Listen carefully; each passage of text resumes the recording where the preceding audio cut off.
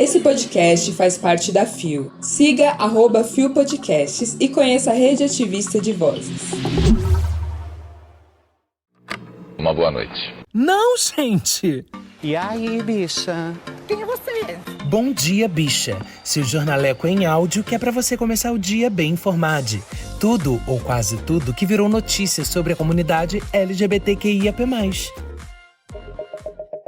Segunda-feira, 7 de março de 2022. O Bom Dia Bicha está de volta. Vamos aos destaques de hoje.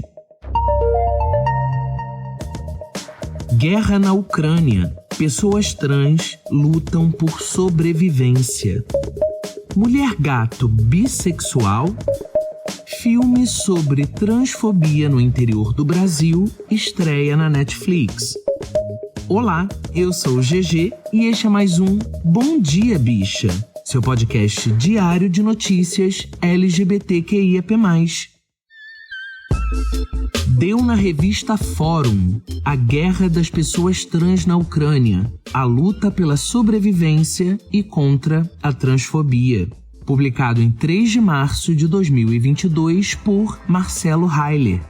Uma reportagem da CBS traz uma outra dimensão da guerra na Ucrânia, que até agora foi simplesmente ignorada pela imprensa como um todo. Trata-se das pessoas LGBT que vivem no país em conflito e que não querem migrar para a Polônia ou Hungria, pois são duas nações governadas por regimes declaradamente LGBTfóbicos. Mas para além das pessoas lésbicas, gays e bissexuais, a reportagem da CBS revela como está a vida das pessoas trans na Ucrânia, a partir da história de Zi Faamelo. Zi nasceu e foi criada na Crimeia, região que foi anexada à Rússia em 2014. Hoje, com 31 anos, ela vive em Kiev, capital da Ucrânia. Ela está ficando sem comida e não sai de casa há dias, desde que a capital ucraniana foi sitiada. Além do temor das bombas e tiros, Faamelo teme vivenciar a transfobia, que pode ser ainda pior com a tensão atual. Além disso, ela não deseja migrar, pois os países vizinhos são profundamente transfóbicos. Às vezes pensamos que é tudo um sonho, que estamos presos dentro de algum tipo de videogame. Porque você vive em uma sociedade quieta e então ouve bombardeios e acorda com o som dos bombardeios. Algumas horas atrás ouvi bombardeios e minhas janelas estavam tremendo. Estou literalmente com medo pela minha vida, disse Faamelo à CBS. Os amigos de Faamelo deixaram a cidade e ela tem de manter as luzes apagadas por motivos de segurança. Faamelo vive sozinha em um apartamento perto de um prédio que foi atingido por um míssil. Além de temer pela violência nas ruas, Faamelo sabe que na fronteira, por ser transexual, também enfrentará problemas. Não há como pessoas da fronteira ucraniana me deixarem passar. Não tem jeito, lamenta. Caso consiga chegar à fronteira de algum país vizinho, Faamelo também não tem certeza se a aceitarão, pois a identificação de seu passaporte não corresponde ao seu gênero. Apesar de algum avanço para a comunidade LGBT na Ucrânia, ela explica que para as pessoas trans é tudo muito mais complicado. De acordo com a Human Rights Watch, o governo da Ucrânia exigiu que as pessoas trans fossem submetidas a um extenso exame psiquiátrico para que pudessem fazer a cirurgia de redesignação e obter os documentos de acordo com os seus respectivos gêneros. Em 2017, o governo da Ucrânia apresentou uma nova legislação com o objetivo de diminuir o processo, mas não há relatos de que as novas regras tenham sido aplicadas e, de acordo com a Human Rights Watch, as pessoas trans continuaram a ser submetidas a exames psiquiátricos. Relatório apresentado em 2021 pela Associação Internacional de Lésbicas, Gays, Bissexuais, Transsexuais e Intersexuais, ILGA, afirma que o novo protocolo de saúde para pessoas trans foi paralisado e que a comunidade LGBT da Ucrânia enfrenta ataques e intimidações de grupos de extrema-direita. uma lista organizada pela ILGA com 49 países europeus, a organização classificou a Ucrânia como o 39º, ou seja, um lugar muito perigoso para as pessoas LGBT. Este não é um lugar muito amigável às pessoas LGBT. A vida das pessoas trans é muito sombria aqui. Se você tem um gênero masculino em seu passaporte, eles não vão deixar você ir para o exterior. Eles não vão deixar você passar. Não quero passar por isso é humilhante para o mundo. Decidi manter meu passaporte, manter o masculino no meu passaporte, e agora não posso deixar esse país. É uma guerra dentro de uma guerra, realmente. Lamenta Faamelo. Outro relatório produzido pela Nashmir, organização que monitora a violência anti-LGBTQIA+, na Ucrânia, também dá conta de que, apesar do governo ter apresentado algumas propostas pró-LGBT, elas não saem do papel, pois o presidente Zelensky cede constantemente ao lobby dos setores religiosos e da extrema-direita. Além da homofobia social, o relatório revela o silêncio da imprensa ucraniana em torno de casos de violência contra as pessoas LGBT. Os grupos extremistas que atacam a comunidade LGBT são conhecidos de todos, mas nenhuma única linha é dita sobre. Por fim, o Estado aponta para um paradoxo em torno do partido governista, servo do povo, que não toma medidas contra os parlamentares que realizam declarações homofóbicas. O mesmo se dá com o partido Plataforma de Oposição, que possui em seus quadros parlamentares e militantes extremamente LGBTfóbicos. Como se vê, a comunidade LGBT da Ucrânia vive uma guerra dentro de outra, como salientou Faamelo. Não pode se exilar na Polônia ou Hungria e atualmente corre risco de vida se sair de casa, pois as ruas estão tomadas pelas milícias neonazistas da Ucrânia.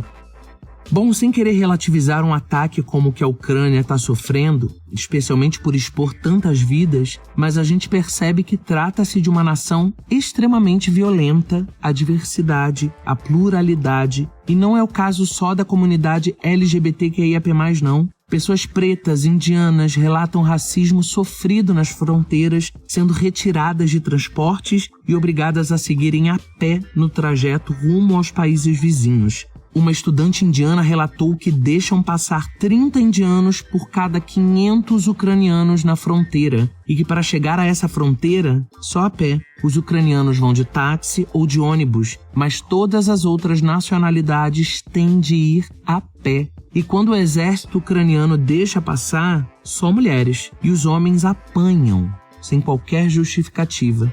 A fonte dessas informações é uma matéria do Yahoo Notícias que eu vou colocar na descrição, juntamente com as principais matérias do episódio.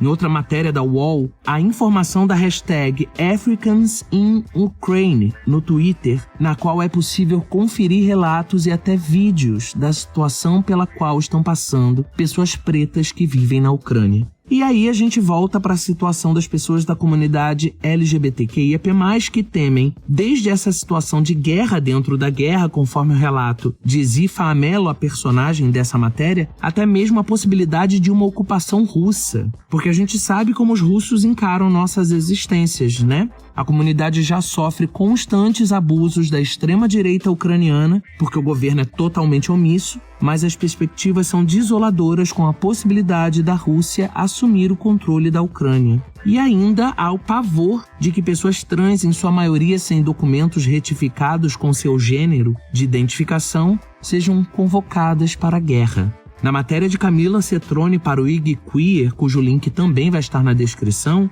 ela conta que para que tenham mais chances de sair do país, pessoas trans foram aconselhadas por movimentos de ativistas de direitos humanos a perderem as identidades. As orientações são que as pessoas escondam a documentação consigo mesmas em um sapato ou garrafa e, ao falar com policiais ucranianos, afirmem que perderam a documentação. No caso de homens trans, a situação é mais complicada. Há a possibilidade de esconder a identificação mas muitos acabam sendo parados para integrar o exército de maneira forçada. Além disso, há represálias por parte de soldados que afirmam que, se são homens de verdade, devem lutar pelo próprio país. No caso dos que se identificarem como trans. E ainda com a liberação de armamento de civis autorizada pelo presidente Zelensky, tratado como herói por colocar armas na mão da população despreparada, qual é a dúvida de que, diante do caos de uma guerra, pessoas preconceituosas irão aproveitar o ensejo para descarregarem seu ódio? E como fugir da Ucrânia se suas principais fronteiras são Rússia, Belarus, Polônia, Hungria? A situação é calamitosa para todo o país que está sendo bombardeado. Mesmo sendo uma sociedade extremamente preconceituosa, nada justifica. Mas as pessoas da nossa comunidade estão vivendo uma guerra dentro da guerra, sendo que essa praticamente invisível. Deu na Folha. Mulher gato é bissexual no novo Batman, afirma Zoe Kravitz, sua intérprete. Publicado em 2 de março de 2022, o site não creditou os profissionais responsáveis pela matéria. Intérprete da Mulher Gato no novo Batman, que estreia no país nesta semana, a atriz Zoe Kravitz afirmou que a encara como bissexual em entrevista ao portal australiano Pedestrian TV, publicada na terça, dia 1º. A bissexualidade da personagem foi insinuada algumas vezes nos quadrinhos, mas só confirmada em 2015 pela atual roteirista da franquia, Genevieve Valentine. Então, uma edição da HQ mostrava a Mulher Gato beijando aquela que seria a herdeira de seu traje. Essa representação nunca chegou claramente às telas. Da versão de Eartha Kitt dos anos 60, a de Michelle Pfeiffer de Batman, O Retorno dos anos 90, a personagem costuma ser retratada como o interesse romântico de Bruce Wayne. Mesmo em sua última encarnação na trilogia dirigida por Christopher Nolan, quando foi vivida por Anne Hathaway, ela usava seu poder de sedução, sobretudo, para manipular os homens. Uma cena do novo Batman pode avançar um passo nesse relato. Nela, a Mulher Gato entra em seu apartamento em busca de sua colega, Annika, e a chama por um apelido carinhoso, Baby. Apesar da extrema sutileza e do fato de que no restante da trama, Annika é mencionada como uma amiga da personagem, Kravitz afirmou que, na visão dela, as duas personagens teriam tido algum tipo de relação romântica. Também o diretor do filme, Matt Reeves, disse ao portal que a cena, com certeza, pode ser interpretada dessa maneira. Ela, a Mulher Gato, tem uma intimidade com essa personagem. É um afeto tremendo e profundo, mais do que algo sexual, mas a ideia era que houvesse uma relação bastante íntima entre as duas. Reeves acrescentou que o filme é muito fiel ao personagem de Selina Kyle, o nome real da personagem. Ela ainda não é a Mulher Gato, mas todos os elementos indicando que ela virará a Mulher Gato estão ali. A cena pode indicar mais um passo da indústria dos quadrinhos no intuito de diversificar a representatividade LGBTQIA+, de suas histórias. Exemplos anteriores incluem o braço direito de Batman, Robin, que em HQs recentes se apaixonou por um amigo, e o novo Super-Homem, cuja bissexualidade, anunciada em outubro passado pela DC, causou rebuliço entre a comunidade nerd.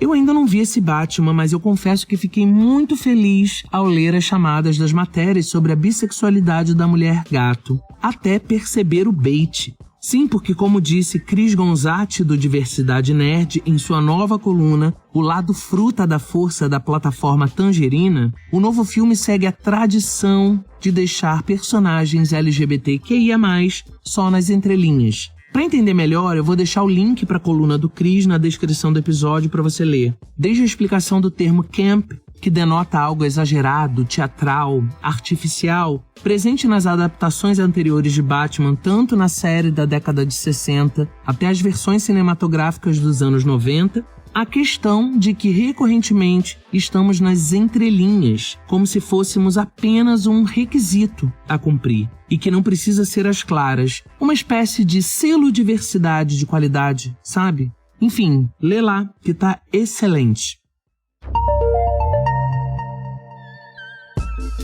Deu no Gay Blog BR.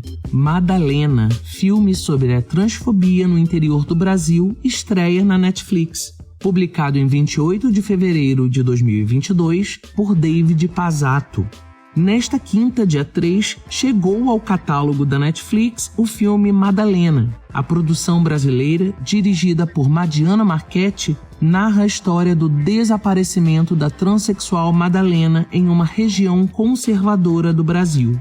Desde o seu lançamento em 2021, Madalena já participou de mais de 30 festivais. Entre os prêmios recebidos está o Coelho de Prata de Melhor Direção no prêmio do júri da Mostra Competitiva Brasil para Longas e Médias Metragens do Festival Mix Brasil. Além de abordar a história do desaparecimento de uma mulher, o filme também busca mostrar as reações das pessoas que conhecem Madalena, que vão desde a indiferença até a presunção de que ela está morta, por esta ser uma hipótese natural para pessoas transexuais, explica Marchetti em entrevista à agência France Presse. Infelizmente, a expectativa de vida de uma pessoa trans no Brasil é de 35 anos e para essas pessoas acaba sendo uma hipótese natural. Se desaparecem é porque podem ter sido assassinadas, salientou o diretor. Marchetti também pontua que Madalena é uma história que ele precisava contar. Queria falar sobre o meu lugar de origem no Brasil, o estado do Mato Grosso do Sul, região muito conhecida e importante no país pelo agronegócio. Queria falar sobre os impactos do agronegócio na natureza e na vida das pessoas, explica. Produzido pela Polo Filme e Record Produções e coproduzido pela Vira-Lata Produções e Terceiro Plano, o filme tem no elenco Natália Mazarin, Rafael de Bona e Pamela Iuli. Madalena também tá no catálogo da HBO Max, tá? O filme, primeiro longa de Madiana Marchetti, tem críticas divergentes na construção dessa história, mas que são unânimes em exaltar sua estética. A crítica de Nayef Haddad para a Folha, em 30 de outubro de 2021, afirma que, ao tratar da finitude humana associada aos elementos naturais, especialmente a flora, Marchetti avança no universo da metafísica e se sai bem, com uma maturidade incomum para um diretor estreante em longa-metragem. O filme cresce, portanto, quando comenta a vida e a morte trans pelos signos da natureza. É uma obra que trata de uma das mais sombrias mazelas da nossa sociedade, no país que mais mata pessoas trans e travestis no mundo e que por isso acaba banalizando essas existências. Vamos valorizar as expressões que contam as nossas histórias, por mais duras que sejam. Chegamos ao final de mais um Bom Dia Bicha e que saudade eu tava de conversar com você. Essa semaninha de miniférias do Bom Dia que Dan, Rod e eu tiramos foi muito importante porque é realmente puxado fazer podcast diário na base do amor, porque os boletos não param pra gente se realizar, não é mesmo? Mas parte desse trabalho está no enfrentamento da realidade e pesquisar as pautas é se debruçar sobre o que acontece com a gente todos os dias, em todos os lugares. Por isso que eu sempre digo que esse podcast é prestação de serviço e empoderamento através da informação, mas especialmente é muito aprendizado, tanto pra gente que faz, quanto pra você que ouve, eu tenho certeza. Essa semaninha também foi importante porque tem muita novidade vindo aí e a gente precisa se organizar, se planejar. A gente quer crescer, a gente quer alcançar e a gente quer construir uma comunidade que se fortalece coletivamente. Vem aí um monte de coisas, mas ao longo do mês eu vou te contando. Por hora, te peço para divulgar muito Bom Dia Bicha. Divulga nas suas redes, marca a gente pra gente te repostar, tá? Queria aproveitar também para agradecer, porque nunca é demais, o trabalho das pessoas jornalistas que nos comunicam a realidade. Esse programa é sobre informação. E sem o trabalho desses profissionais, muitas vezes tão sucateado, tão desrespeitado, o Bom Dia Bicha não existiria. Somos o único podcast diário de notícias LGBTQIAP+, e existimos porque esses profissionais e as editorias de diversidade estão aí, espalhadas na imprensa, contando as nossas histórias. O Bom Dia Bicha conta com identidade visual e edição de Rod Gomes, pesquisa de Dan Pereira, Roteiro de Dan Pereira e GG, eu mesmo, que além de apresentar, também faço a produção geral. O programa faz parte do feed do Kill Bicha, um podcast queer, que está no selo Fio, a rede ativista de vozes. Ouça os outros episódios, compartilhe nas suas redes sociais, não deixe de nos marcar e de nos seguir. Voltamos, hein? Já ativa as notificações aí no seu player para tomar seu café da manhã comigo, para que eu possa te acompanhar no caminho do trabalho, para já começar o dia bem informado. Amanhã, às 6 da manhã, eu tô de volta. Beijo!